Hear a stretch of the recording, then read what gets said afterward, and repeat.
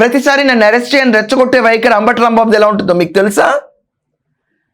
ఇదంతా కాకుండా మొన్న చంద్రబాబు నాయుడు గారు నన్ను మాట్లాడినాడు కదా కూర్చుని, అవి మీకు చాలా బాగున్నాయా, క్యూట్గా అనిపిస్తున్నాయా, చాలా పద్ధతైన వ్యక్తిలాగా కనిపిస్తున్నాడు మీ ఫాదర్ ఈరోజు?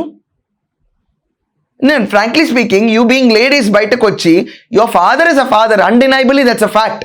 కానీ బయటకు వచ్చి సీరియస్లీ అతని పైన కూర్చుని మీరు వారేవా ఇంత గొప్ప మనిషి ఇతను అన్నట్టు మాట్లాడితే, గంట అరగంట కబుర్లు, నారా భువనేశ్వర్ గారి గురించి మాట్లాడిన వ్యాఖ్యలు, మీ ఫాదర్ ఏజ్ కంటే పెద్ద అయిన చంద్రబాబు నాయుడు గారు వాళ్ళందరి గురించి మాట్లాడినప్పుడు మీరు ఎక్కడ మీ ఫాదర్ని దులపలేదా?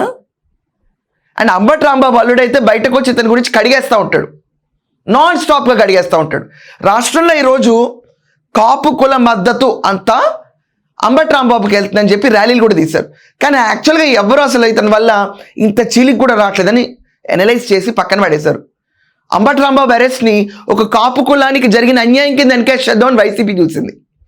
ఆ ఎఫర్ట్ కూడా అట్టర్గా ఫెయిల్ అయిపోయింది.